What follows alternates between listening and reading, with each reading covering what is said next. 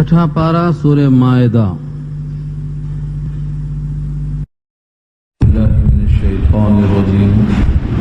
बिस्मिल्लाहिर्रहमानिर्रहीम। तिलावत की हुई आयत छठा पारा सूरह माइदा आयत नंबर 6 है। कि अहले किताब का ज़बीहा तुम्हारे लिए हलाल और तुम्हारा ज़बीहा अहले किताब के लिए हलाल। तुम्हारा निकाह उनसे और उनका निकाह तुमसे, इस पर गुफ्तगू हो चुकी है। लेकिन अहले किताब से मुराद सब बराबर नहीं है। अब न किताब है, न किताब पर सही ईमान है, न ईमान बिल्लाह के साथ ईमान यौमिल आखिर सही है, बल्कि वो दहरियत की तरफ जा रहे हैं। इसलिए उनकी औरतों को घर में लाने से नस्लों की तबाही का अंदेशा है। इसलिए उनसे इन तमाम बातों में एहतियात करना जरूरी है। ये खुलासा था गुज़िश्ता हफ्ते में। तो जिस तरह ये मुआशरत के आदाब बताए गए, अब यहाँ से इबादात के और इबादात के पहले बतौर तहारत के जो जरूरी चीजें हैं उनका तज़किरा फरमाया जा रहा है। इबादत में सबसे अहम नमाज है और नमाज के लिए वजू शर्त है और वजू के लिए इरादा यानी तहारत की नीयत लाजिम है। यहाँ से ये आयत शुरू होती है, या अय्युहल्लज़ीना आमनू, ऐ वो लोग जो ईमान लाए हो, यानी जो इस किताब को अल्लाह की किताब मान चुके हो।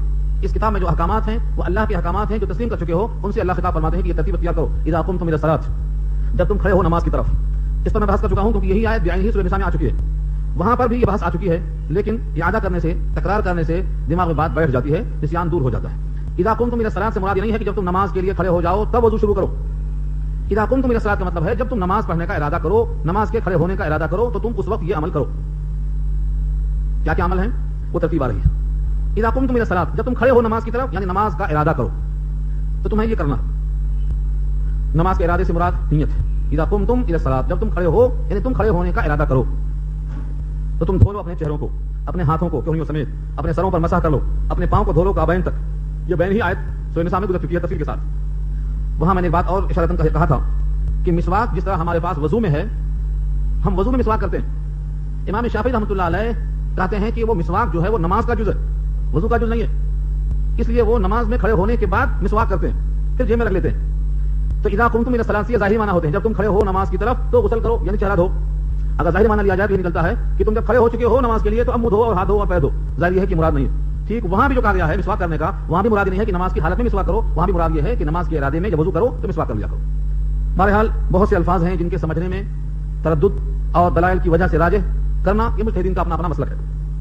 कुरान करीम के जरिए से जितना इत्तिहाद और जितना इत्तिफाक और जितनी कुव्वत पैदा हो सकती है किसी और किताब से मुमकिन नहीं है। जितना ज्यादा लोग कुरान से करीब होंगे इत्तिफाक और इत्तिहाद पैदा होगा, क्योंकि इस किताब के हर हर्फ पे यकीन है कि अल्लाह का कलाम है। संजीदगी से, मतानत से, वक़ार से, सुकून से, खुलूस और गहराई से जब इस किताब की तरफ माइल होंगे तो इंशाअल्लाह इत्तिहाद जमा होगा और इंसान में कुर्बत पैदा होगी। कोशिश ये करें इखलास के लिए कि अपनी आखिरत बनाने की खातिर हम समझना चाहते हैं, अमल करना चाहते हैं, ताकि रज़ाए इलाही मालूम हो। फग़सिलू वजूहकुम, अपने चेहरों को धोवो। चेहरा कहां से कहां तक है? हम बच्चों को यूं बोलते हैं चेहरा धो, लेकिन ये बताते नहीं कि चेहरा कहां से कहां तक। लफ्ज़ वजह, इसकी जमा वजूह, इसी का तर्जुमा उर्दू में आता है चेहरा। चेहरे को चेहरा क्यों कहते हैं उर्दू वाले नहीं बोल सकते, लेकिन वजूह को उसकी जमा है वजूह और वाहिद है वजह। इसको वजह क्यों कहते हैं, इसकी वजह कुरान में मौजूद है इल्लत के साथ। ये अरबियत की खूबी है कि जिस लफ्ज के जो माना है उसकी इल्लत, उसका रीजन, उसका सबब वहां जरूर मौजूद मिलेगा। वजह इस वास्ते कहते हैं कि आदमी इसके जरिए से किसी के सामने होता है। वजह के माने मुवाजहा, आमने सामने होना। अल वजहु मा युवाजिहु भी, वजह कहते हैं उस चीज को जिसके जरिए से किसी के सामने हुआ जाए, इसको वजह कहते हैं। मुवाजहा शरीफ सुना होगा आपने, जिस तरफ तवज्जो करके आदमी खड़ा होता है नबी सल्लल्लाहु अलैहि वसल्लम की जाली की तरफ, वहां उसको मुवाजहा कहा जाता है उस खासियत से। तो वजह के माने चेहरा, इससे आदमी की मुवाजहत होती, तवज्जो होती, अपने तरफ आदमी माइल करता है। तो चेहरा कहां से कहां तक है? फुक़हा लिखते हैं पेशानी के बालों से लेकर टुड्डी के नीचे तक और एक कान की लौ से दूसरे कान की लौ तक ये चेहरा कहलाता है। अब अगर हमारे से कोई आदमी वजू करते हुए पेशानी के हिस्से से नहीं शुरू करता है बल्कि कुछ छोड़ दे रहा है ऊपर का हिस्सा, या टुड्डी के नीचे तक नहीं लाया हाथ, यहीं तक फेर दिया हाथ, या एक कान की लौ से दूसरे कान तक हाथ नहीं पहुंचाया बल्कि कल्ले तक हाथ लगा, एक बाल के बराबर भी खुश्क रहा, तो फर्ज अदा नहीं हुआ, वजू नहीं हुआ और नमाज वजू पर मौकूफ है, नमाज भी नहीं हुई। इसलिए चेहरा धोते हुए इस बात की वजाहत होना चाहिए कि पेशानी के बाल से लेकर टुड्डी के नीचे तक धोना, एक कान की लौ से दूसरे कान की लौ तक धोना। धोना, पानी डालना और धोना दोनों फर्क है। बहुत लोगों को देखा मैंने कि पैरों पर पानी डाल लेते, हाथ से उसको मलते नहीं। अब जहां बैठने का इंतजाम है वहां तो बैठ जाते हैं, पांव पे हाथ पहुंच जाता है, लेकिन कहीं कहीं जब आप बाहर निकलते हैं, आपके हैदराबाद की तरह हर जगह मस्जिदों में इंतजाम नहीं है बैठने का, चबूतरा फर्स्ट क्लास का। बहुत सी जगहों में आपको लोटा मिलेगा, खाली पानी ले लो, खड़े खड़े कर लो या बैठे करो, कैसे भी करो। तो जो आदमी बैठ के वजू करने का आदी है वो झुक के पांव धोता ही नहीं, धो नहीं सकता, तो खाली पानी डाल लेता है। गस्ल के माने आते हैं मल के धोना। मलना सुन्नत है, हम अरबी में उसको दलक कहते हैं। हमारे पास मुस्ताहब है और खुसूसन सर्दी के दिनों में जब खुजलाहट हो जाती है तो मलना, ताकि कोई जगह बाकी न रहने पाए। तो फग़सिलू वजूहकुम, अपने चेहरों को धोवो। व अयदियकुम इलल मराफिक, और अपने हाथों को धो। अयदिया जमा है, वाहिद उसका यदुन हाथ, अयदी जमा है, अपने हाथों को धो। इलल मराफिक, मिरफक कहते हैं कोहनी को, मराफिक उसकी जमा है, कोहनियों तक धो। कोहनियों तक का मतलब यह है कोहनी छोड़ दो नहीं, कोहनियों तक का मतलब कोहनी भी उसमें शामिल है। بعض لوگ کہتے ہیں اتم الصیام الی اللیل، روزہ رکھو رات تک، تو رات داخل نہیں ہے. اتم الصیام الی اللیل، روزہ رکھو رات ہونے تک، تو دن میں روزہ رکھا جاتا ہے، رات کو روزہ رکھتے نہیں. تو تک کا مطلب یہ ہے وہ چیز اس میں نہیں آئی. لہٰذا عید المنافق کا مطلب یہ ہے کہ ہونیوں تک ہو، کیوں نہیں اس میں شامل نہیں. ایسا سمجھایا تو سب کے وضو ہو جاتے.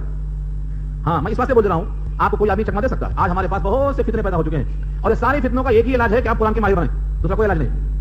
آپ دوسروں کی آنکھ سے کب تک دیکھتے رہیں گے؟ یہ قرآن رہنمائی کی کتاب ہے، اس سے کافی سوچ پیدا ہوتی ہے. اس کتاب سے غفلت، اس کتاب سے دوری سبب ہے دنیا والوں کے گمراہ کرنے کا. سبب ہے. نبی صلی اللہ علیہ وسلم کے زمانے میں ہر برائی تھی. قریانیت، ننگا پن آج کچھ بھی نہیں ہے. آج کا ننگا پن شرمائے گا اس زمانے کے ننگا پن سے.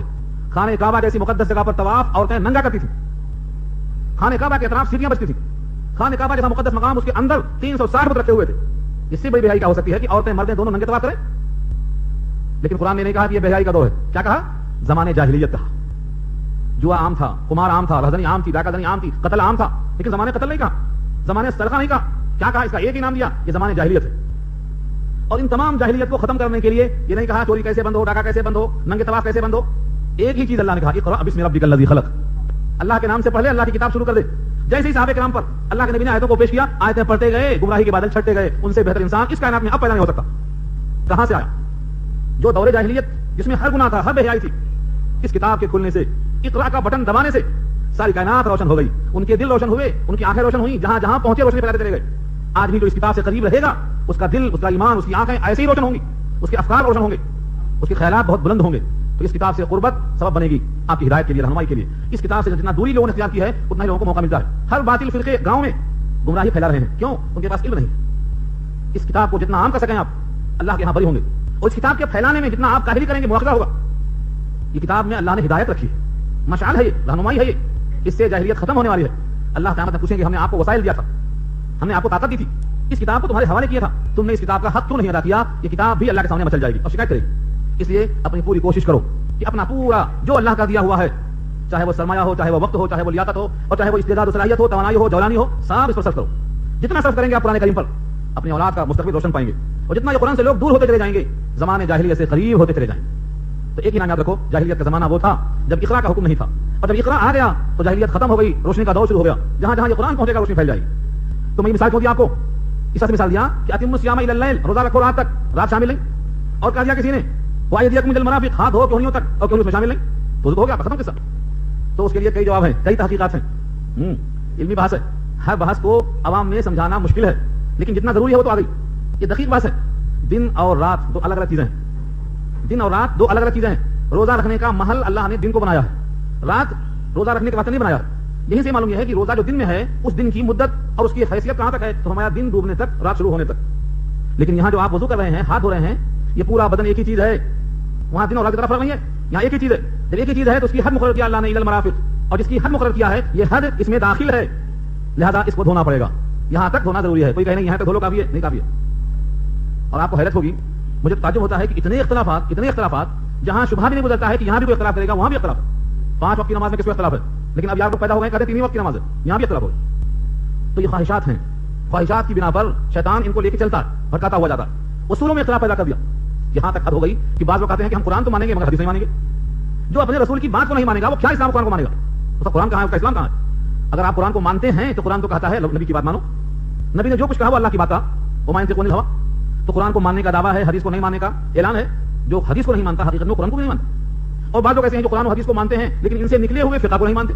اور بعض کہتے ہیں کہ قرآن و حدیث کو مانتے، فقہ کو مانتے، ان سے نکلا ہوا قیاس کو نہیں مانتے. کیا کیا منوائیں گے آپ؟ سب سے پہلے سب سے اہم چیز یہ ہے کہ آپ دنیا کمانے کے لیے جتنی فکر کراتے ہیں اپنے بچوں کو، یہ کورس وہ کورس، اصلی تعلیم ضرور کرائیں، لیکن قرآن کریم سے غافل نہ ہو. قرآن کریم کا ایک ایک حرف سمجھتے ہوئے اپنے گھر میں اپنے بچوں کو پڑھائیں، جب تک ان کا ایمان پختہ نہیں ہوگا. کمزور ہوں گے، وہمی ہوں گے، شکی ہوں گے، جو بھٹکایا بھٹک جائیں گے، جو سنایا سن لیں گے، کسی کو جواب دینے کے لائق نہیں بنیں گے. اور جب آدمی قرآن کے قریب ہوگا تو آپ اسے کوئی بھٹکنے والا بتا نہیں سکتا، کیونکہ اصول ہے. اس سے انسان کا عقیدہ، ایمان اتنا پختہ ہوتا ہے کہ آدمی کو 100 بار سوچنا پڑتا ہے، کیونکہ آیتیں فیصلہ کن لبو رکھتی ہیں. تو فرمایا اپنے ہاتھوں کو دھوو کیونیوں سمیت. الی المرافق پر بات کر رہا ہوں جب سے. الی المرافق کے معنی مع المرافق، کیونیوں سمیت. یہ سمیت کا ترجمہ کہاں سے آیا؟ یہ الی کا ترجمہ ہے. الی کبھی کبھی ماں کے معنی میں آتا ہے. الی المرافق یعنی مع المرافق، کیونیوں سمیت دھو.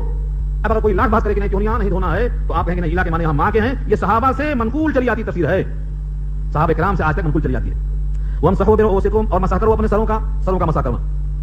ہمارے پاس یعنی امام اعظم ابو حنیفہ رحمۃ اللہ علیہ کے پاس چوتھائی سر کا مسح واجب ہے، پورے سر کا مسح کرنا سنت ہے. امام مالک کے نزدیک پورے سر کا مسح کرنا فرض ہے. امام شافعی رحمۃ اللہ علیہ فرماتے ہیں کہ 2 بال بھی کر لیا تو کافی ہے. یہ سب اسی ومسحو سے اخذ کرتے ہیں. ومسحو برؤوسکم, مسح کے معنی بھیگا ہوا ہاتھ پھیرنا, اپنے سروں پر اپنا بھیگا ہوا ہاتھ پھیرو. کتنا پھیرو یہاں موجود نہیں ہے, اس کو ہم مجمل کہتے ہیں. اس کی وضاحت نبی پاک فرمائیں گے. اور آقا نے فرمایا, ایک مقام پر گزرے, ایک بستی کے پاس گئے, وہاں استنجا کیا آپ نے, پانی میں گیا, وضو کیا, اور وہاں پر الفاظ موجود ہیں کہ مقدار ناسیہ کے بقدر آپ نے ہاتھ پھیرا. ناسیہ کہتے ہیں پیشانی کو, پیشانی کے بقدر, اور پیشانی سر کا 1/4 ہے, 1/4 ہے, کیونکہ سر کی 4 سمتوں میں سے ایک سمت پیشانی ہوتی ہے, 1/4 ہے. ثابت ہوا کہ چوتھائی سر کا حصہ فرض ہے, پورا مسح کرنا سنت. وارجلکم, اور اپنے پیروں کو, الی الکعبین, پیروں تک, کعبین تک, اور دھوو اپنے پیروں کو کعبین تک. جب بچے کلام پاک سامنے لے کے بیٹھتے ہیں اور ہم لفظوں کو حل کرواتے ہیں تو زیادہ مزہ آتا ہے. دیکھو ایسے موقع پر پھر دیکھو آیت پڑھتا ہوں, فاغسلوا بہت دور چلا گیا, فاغسلوا وجوہکم وایدیکم الی المرافق وامسحوا برؤوسکم وارجلکم الی الکعبین. تو وامسحوا قریب ہے اور فاغسلوا دور ہے. کہتے ہیں اس سے بعض شیعہ حضرات کہ پیروں کو دھونے کا حکم نہیں ہے, پیروں کے تو مسح کا حکم ہے. کلام پاک کھول لو, دل چاہے تو دیکھ لو, یہاں کوئی چیز چھپانے کی نہیں ہے, سب واضح ہے کھول کھول کے. وامسحوا, مسح کرو, برؤوسکم, اپنے سروں کا, وارجلکم, اور پیروں کا, الی الکعبین, ٹخنوں تک. یہ کہتے ہیں ارجلکم کا عطف قریب پر ہوگا, اور قریب وامسحوا ہے, لہذا پیروں کا مسح کیا جائے گا. اور فاغسلوا, اس کا تعلق وجوہکم سے, وایدیکم سے, لہذا صرف چہرہ اور ہاتھ دھویا جائے گا اور سر کا مسح کیا جائے گا. اور اس پر عطف ہے پیروں کا, لہذا پیروں کا مسح کیا جائے گا, دھویا نہیں جائے گا. آج بھی بہت سے طبقے ایسا ہی ترجمہ کرتے ہیں کہ پیروں کو دھویا نہیں جائے گا. یہ حدیث کے نام ماننے کی وجہ سے ہوا ایسا. حدیث میں کیا ہے, ایک موقع پر صحابی بیان کرتے ہیں, سفر میں ہم تھے, سفر میں چلتے چلتے نبی صلی اللہ علیہ وسلم پیچھے ہو گئے اور ہم لوگ آگے نکل گئے. نماز عصر قریب تھی, خطرہ تھا کہ چھوٹ جائے, تو ہم نے کہا چلو جب تک آ رہے ہیں تب تک وضو سے فارغ ہو جائیں. جلدی جلدی ہم نے وضو شروع کر دیا, حیبت اور جلدی میں کہ نماز چھوٹ نہ جائے. پیروں پر برابر پانی ملا نہیں, پانی ڈال لیا خالی, ایڑیاں پیچھے سے تھوڑا سا خشک آ گئی. آپ نے دور سے دیکھ لیا, اور کبھی آپ بلند آواز سے چلا کر مسئلہ بتاتے نہیں تھے, یہ ادب کے خلاف ہے, لیکن آپ نے یہاں فرمایا ویل للعقاب من النار, ان ایڑیوں کے لیے ہلاکت ہے جہنم کی جو خشک آ گئی ہے. مجھے بتائیے, اگر پیروں پر صرف مسح کرنا ہوتا جیسا کہ یہاں پر کہا ہے بادشاہوں نے, تو پھر تھوڑا سا ایڑی خشک لانے پر یہ وعید کیوں آتی, اتنی سخت وعید کیوں آتی؟ معلوم یہ ہوا کہ ان کا یہ خیال کہ پیروں پر مسح کر لیا جائے یہ صحیح نہیں ہے, اسی حدیث کی وجہ سے. یہ حدیث بخاری کے اندر اسی باب میں موجود ہے, یعنی وضو کے بیان میں. اس کا مطلب یہ نکلا کہ پیروں کو دھویا جائے, یہی حکم ہے. اب سوال اس کا جواب تو کیا ہوگا؟ وامسحوا قریب ہے, فاغسلوا دور ہے, فاغسلوا مانے دھوو, اور وامسحوا کے مانے مسح کرو. تو کیا جواب ہے؟ تھوڑا سا عربی سیکھ لو آج قرآن کو سمجھنے کی خاطر. میری تو رائے یہ ہے کہ مستقل سیکھو, اور جیسے آپ ایسا سن کے چلے جاتے ہیں کبھی سنا کے جایا کرو. ہماری تو خواہش یہ رہتی ہے کہ ہم سناتے ہیں 1 سال 2 سال, پھر چاہتے ہیں کہ ہم سنیں بھی. اب آخر آپ نے سنا کیا, سالوں گزر گئے تو کیا سنا. تو کبھی کبھی سننا اور کبھی کبھی سنانا, اس کو مذاکرہ بولتے ہیں. اسی سے عربی آتی ہے. وارجلکم وامسحوا برؤوسکم وارجلکم الی الکعبین. اللہ اکبر, کیا ادب ہے اور کیا فصاحت ہے. برؤوسکم میں زیر ہے, سین پر زیر, برؤوسکم, وارجلکم زبر اعلام پر. یہ زبر اس بات سے آیا ہے بتانے کے لیے کہ وامسحوا پر نہیں ہے.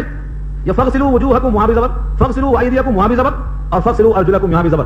یہ زبر بتا رہا ہے کہ اس کا تعلق فاغسلوا سے ہے. اگر وامسحوا سے ہوتا تو برؤوسکم کی طرح وارجلکم ہوتا. لام پر زیر کا نہ آنا دلیل ہے کہ اس کا تعلق اوپر سے فاغسلوا سے ہے. یہ علمی جواب ہے. تھوڑا سا عربی اگر آپ سیکھیں تو معلوم ہو جائے گا. اچھا, انہوں نے کہا ٹھیک ہے, بعض قرأتوں میں لام کے زیر بھی آیا ہے. قرآن کریم کی 7 لغتیں ہیں, 7 کو منسوخ کر کے ایک باقی رکھا گیا ہے. تو ان 7 میں سے بعد میں کسی میں زیر بھی آیا ہے. تو اس کا جواب یہ ہے کہ یہ قریب ہونے کی بنا پر, پڑوس کی بنا پر آیا ہے. اس کو بولتے ہیں زیر جوار, قربت کا اثر ہے وہ. تو قربت کی خاطر زیر آ گیا ہے, ورنہ حقیقت میں اس کا تعلق فاغسلوا سے ہے, جیسا کہ حدیث میں سنایا آپ کو. فاغسلوا وجوہکم وایدیکم الی المرافق وامسحوا برؤوسکم وارجلکم الی الکعبین وان کنتم جنبا فطہروا. اور اگر تم جنوبی ہو, یہ اوپر اس وقت کی کیفیت ہے جب تم جنوبی نہیں ہو, عام حالتوں میں ہو, صرف تمہیں حدث اصغر ہے, تمہیں صرف وضو کرنا ہے. اور اگر تم جنابت کی حالت میں ہو تب کیا کرو گے؟ فطہروا. جنوبی کسے کہتے ہیں؟ ہمارے اردو کا یہ حال ہے کہ بہت سے لوگ ترقی نہیں جانتے. ترقی کیا ہے, تنزل کیا ہے, محاصرہ کیا ہے. تو جنوبی کیا ہے کیا معلوم؟ آج کل کے بچے تو جنوبی کیا جانتے ہی نہیں. شادی ہو جاتی, شادی کے بعد بھی خبر نہیں ہوتی کہ جنوبی کیا ہوتا. ابا نے کہا نہا لو, نہا لیا. جنابت کس کو بولتے نہیں معلوم. جنابت مومن کے لیے مضر رہتی ہے, جتنا جلدی ہو سکے پاک ہو جانا چاہیے. لیکن لوگ شادی کی نعمتوں کے بعد بے احتیاطی سے پڑے رہتے 11 بجے تک, بولتے آج تو دلہا ہیں ہم, آج کو پوچھنے والا ہے. حالانکہ اللہ کی نعمت جب ملی ہے تو زیادہ شکر کرنا چاہیے. اکثریت کا یہ حال ہے کہ اس دن فجر ضرور گل ہوتی ہے, اور ان دلہا دلہن کے طفیل میں ان کے اما بابا کی بھی قضا ہو جاتی ہے. کیوں بھائی؟ رات بھر جاگے ہیں, رات بھر جاگے ہیں دنیا کے لیے, اور صبح فجر چھوڑ دیے ہیں اپنی آخرت کے لیے. یہ الٹا حساب کتاب ہے. اللہ کا عمل مؤخر نہیں کرنا چاہیے بندوں کے عمل کے لیے. کسی کی دنیا آباد کرنے کے لیے اپنی آخرت تباہ نہیں کرنا چاہیے. یہ ہے مومن کی شان. فجر کی نماز اگر چھوٹنے کا خدشہ ہے تو اپنے کام کو سمیٹ لیا کرو. اتنی طویل شادی کرنے کی حاجت کیا ہے کہ اسلام یہ شادی کرنے کے لیے سب سے بہتر طریقہ نبی کا طریقہ ہے. مسجد میں بیٹھو, جو بھی لوگ بیٹھے ہوئے ہیں ان کے سامنے خطبہ پڑھو, 2 بناؤ, نکاح ہو گیا. ہمارے پاس المیہ ہے, زندگی بھر کی پوری کمائی اس لیے ہوتی ہے کہ شادی کرنا ہے.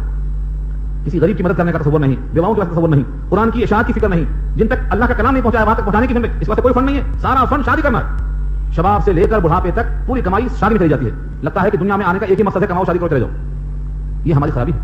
تو اللہ تعالیٰ کی طرف سے احسان یہ ہے. تو جنوبی کسے کہتے ہیں یہ جانو. جنابت سے لوگ کہتے ہیں کہ یہ لفظ ایسا ہے, اس کو کیسے کہا جائے, نہ کہا جائے تو اچھا ہے, مگر جب تک کہیں گے نہیں, سنیں گے نہیں, سیکھیں گے نہیں. جنابت آدمی کے لیے ایک قسم کی ناپاکی ہے, حکمی ناپاکی. آدمی بیٹھا ہوا وضو کر کے ہوا خارج ہو گئی تو یہ کیا ہے؟ یہ بھی حدث ہے. یہ حدث اصغر کہلاتا ہے, چھوٹا حدث ہے. اس کی وجہ سے صرف وضو کیا تو کافی ہے.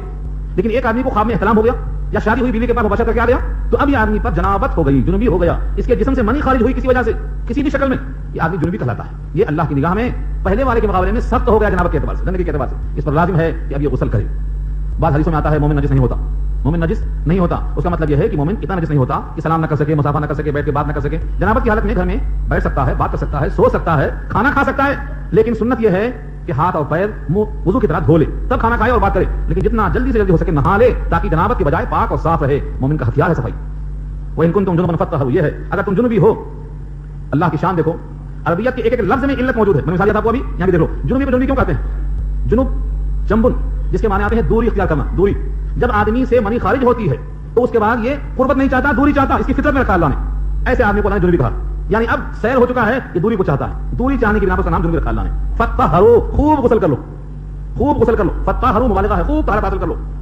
بعض لوگوں نے اعتراض کیا ہے, پیخانہ کر کے آیا تو صرف وضو کافی ہے, پیشاب کر کے آیا تو صرف وضو کافی ہے, نصیر پھوٹ گئی تو صرف وضو کافی ہے, بے ہوش ہو کے اٹھایا تو وضو کافی ہے, ہر جگہ وضو کافی ہے. یہ کیا خاص بات ہے کہ یہاں بیوی کے پاس جا کے آیا تو غسل کافی ہے, غسل کرنا پڑے گا پورا؟ کیا وجہ ہے؟ علت رکھی ہے یہ کہ آدمی کے جسم سے منی کا خروج جو ہوتا ہے یہ پورے جسم کے ہر عضو سے نکلتا ہے.